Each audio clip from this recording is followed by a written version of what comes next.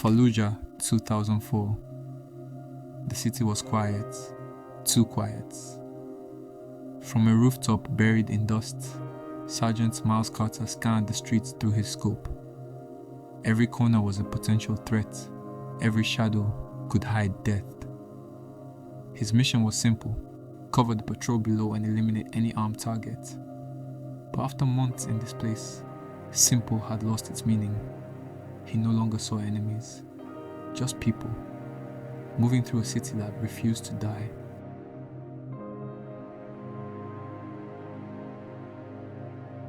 Through the glass, he saw movements.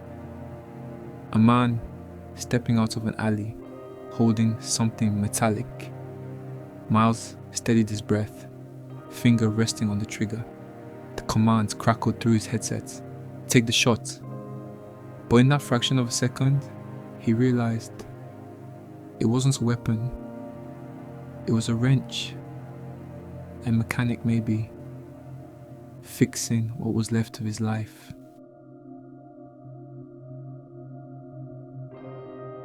His heart didn't race.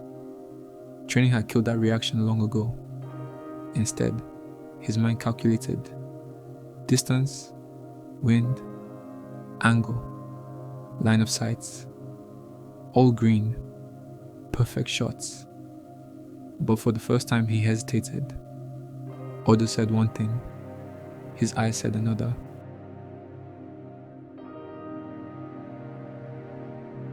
"Command, this isn't a combatant," he reported quietly. Static filled his earpiece. Then the cold reply came. "That's not your call. Execute." He looked again. The man had the boy with him now, maybe 7 years old, holding his hand. Target confirmed, but not by his conscience.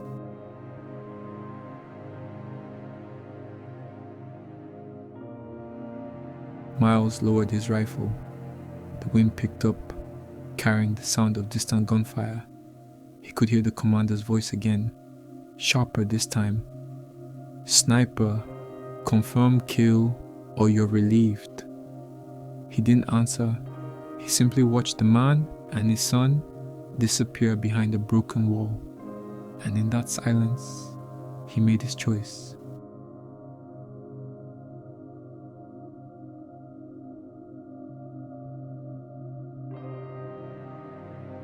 The mission continued without him. Below, the patrol advanced into the maze of alleys, unaware their cover had just disobeyed orders. He knew the consequences. A report would be filed, questions would be asked, but he also knew one thing: he wasn't going to kill a man fixing a door for his family. Not today.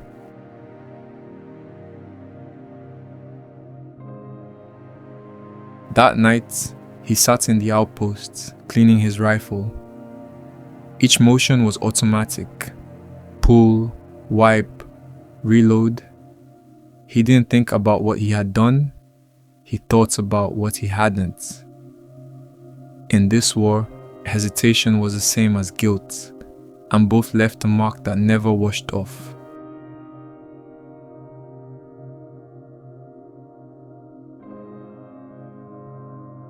Next morning, a replacement sniper arrived. Miles was reassigned.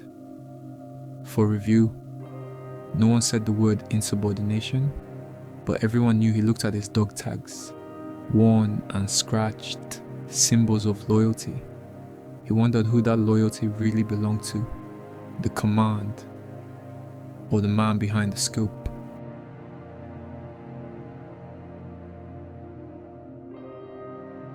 He left Fallujah with the same silence he arrived in. No words, no farewells, just the sound of rotors and the faint echo of orders he could no longer follow.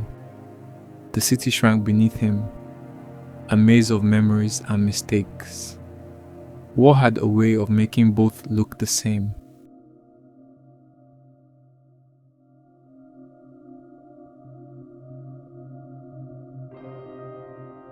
The debriefing was short. The officer across the table didn't yell. He didn't have to.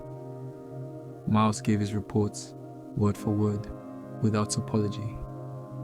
When he finished, the officer simply said, "You failed to execute an order." Miles looked him in the eye and replied, "No, sir, I refused one."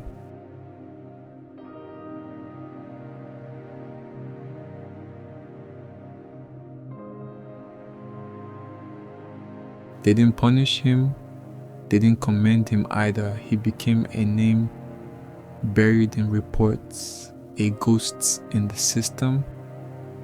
Some said he lost his nerve, others said he found his soul. He said nothing at all.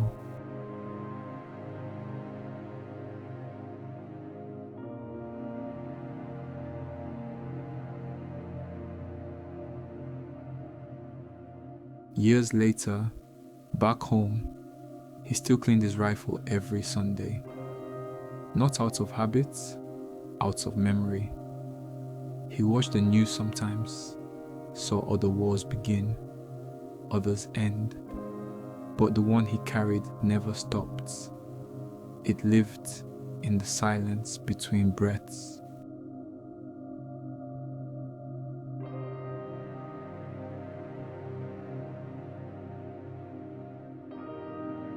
One day, he read about a civilian inquiry. Names, dates, coordinates. No mention of him. There never would be. The public only saw statistics. He saw faces.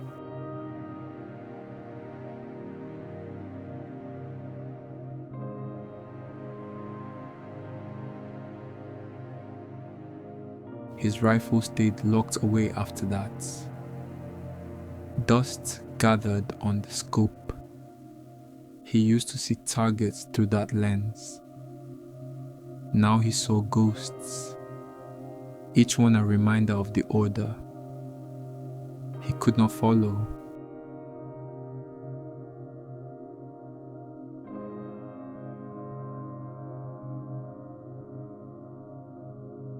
Some wounds bleed, others just breathe. Miles carried the second kind, unseen, unhealed, and unspoken. No medals, no glory, just a man who once refused to pull a trigger.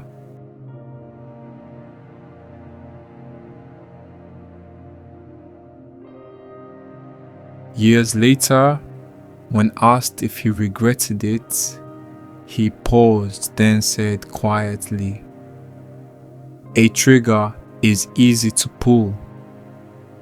The hard part is living with it." Then he walked away, the same silence following him as he always had.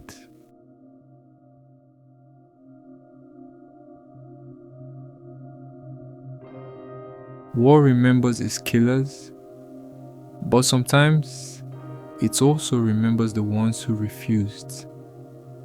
If you seek stories of those who stood against the noise, subscribe to Veiled Valor.